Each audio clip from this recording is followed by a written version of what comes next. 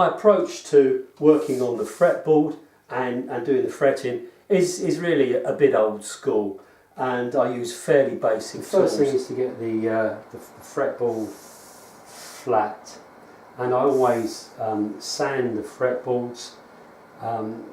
These days I work to quite close tolerances, and if you plane them and you tear a little bit out, it's very, very difficult to then get rid of that tear, so I prefer to sand them.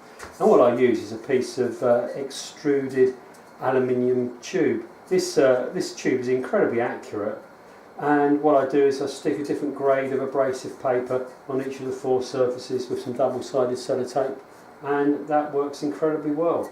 So the first thing to do is to get the board flat, and I always put a plastic bag over the body just to help keep the soundboard clean from the dust that it obviously creates.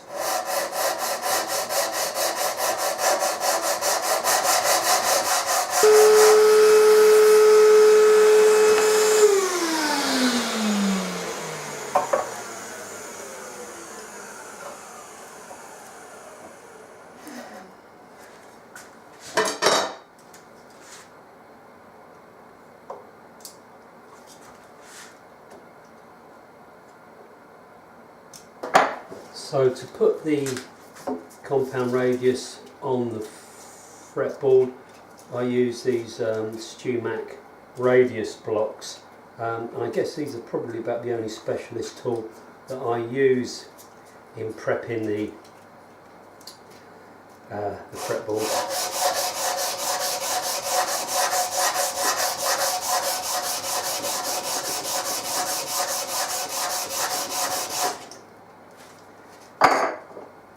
The white marks are white pencil lines,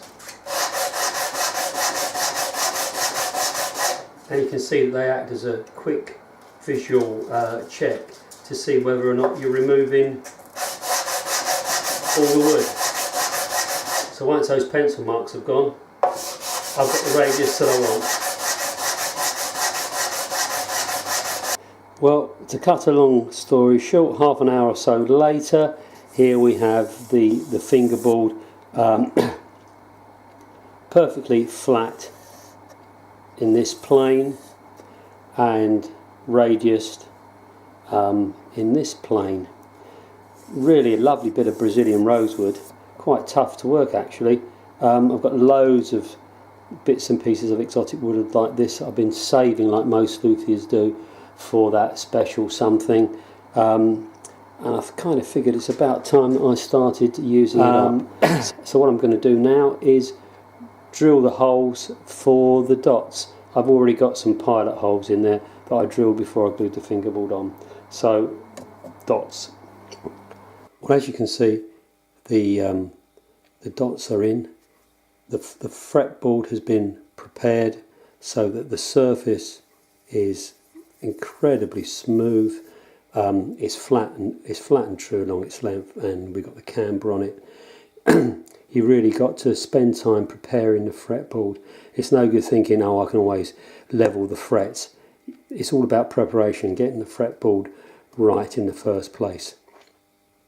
And one thing that I like to do also before I start actually putting the frets in is to get a triangular 3-square needle file and just run that across the slot, and all that's doing is it's just taking the edge off the fret slot, and it makes the fret go in a wee bit easier, and if it ever needs to come out, then it helps eliminate the fingerboard chipping when the fret is pulled out. So the fret wire that I like to use on my mandolins, unless somebody else specifies otherwise, is this wide gold Evo fret wire, and the first thing that I'm going to do is cut it to length and just put the lengths in this little block so I'm all sort of set up when I start fretting it. I like buying my fret wire in coils, so it's almost pre-bent. You've probably seen these little winding things that bend fret wire for you. Well, if you're buying a coil, you don't need to worry about that. So cut the wires to length, and I say length, they're all probably about 5mm over.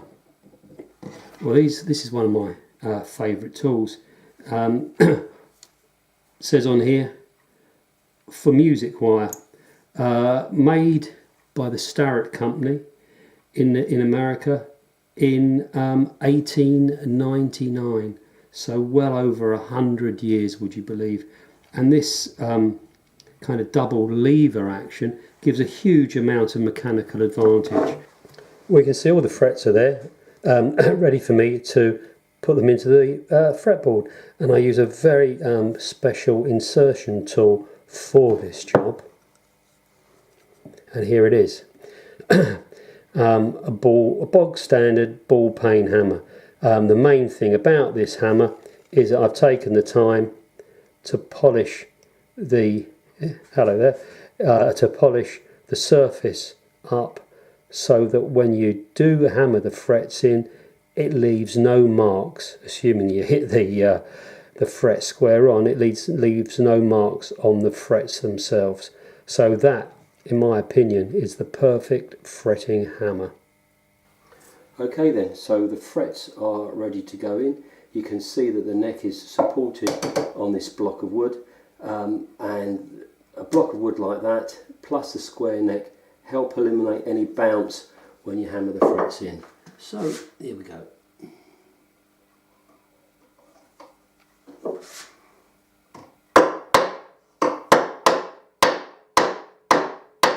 So once I've got the first 3 frets in, I then use my fret rocker, which is essentially a little straight edge, just to see if there are any high spots. That side's, that's fine there.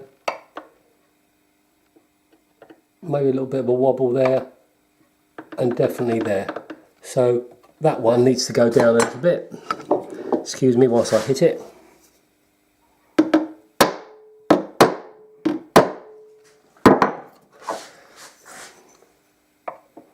Yeah, that's better. Yep, so I'm happy with those 3. So number 4 goes in.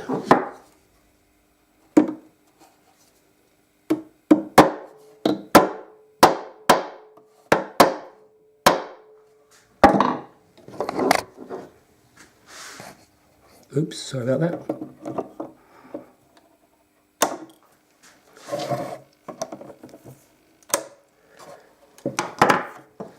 And then we check again.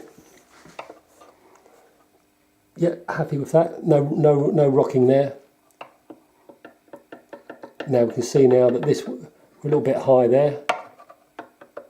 Yep, so that one needs to go down a little bit more.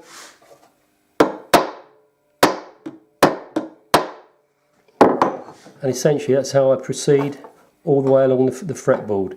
Once you've got more than 3 in, checking all of the time to make sure that there aren't any high spots. And then when you come to level the frets, you're taking very little off the frets because you know that all the frets are perfectly seated. For the last few frets, what I always do is file away these little pips on the tang here.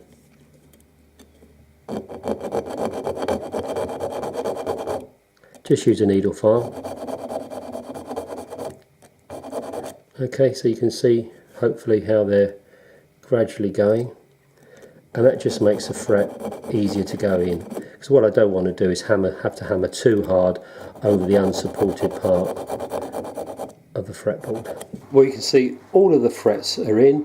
There's been some CA adhesive run underneath the frets, and what I've got to do now is some filing. First of all, get the end of the frets flush with the edge of the fretboard, then bevel the frets to an angle.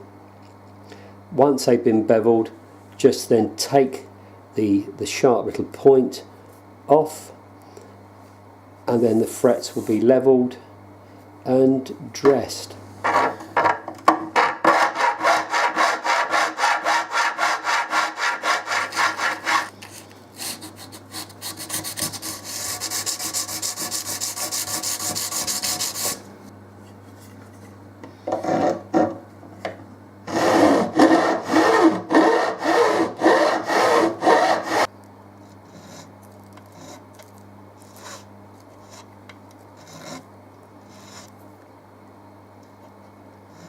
Right, here we go again with my trusty piece of aluminium. On this surface I got a piece of 1200 wet or dry paper, and that's what I'll use to level off the frets.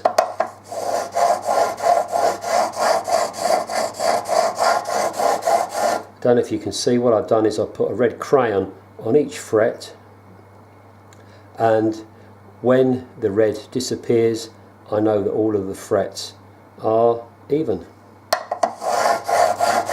So after it's been levelled, you've got flat spots on the top of the frets, so you use one of these fret files to restore that curve.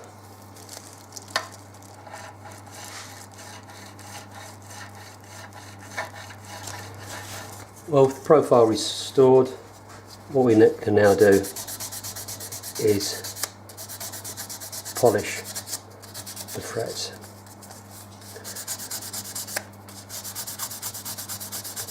So this is 1200 wet or dry, and now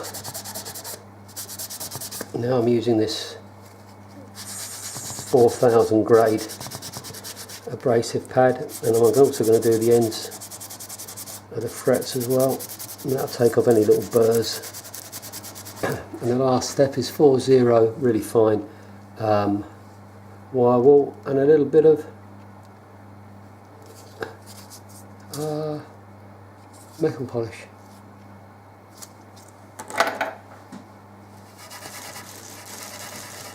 So there you go, one complete fretboard. All the frets have been dressed, polished, and when you run your fingers up and down the edge of the fretboard, you shouldn't be able to feel those frets. There shouldn't be any sharp edges there.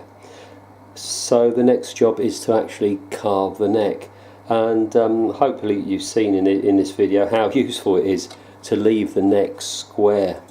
It does facilitate working on the fretboard and makes life quite a lot easier. Right, so carve the neck, see you in the next video.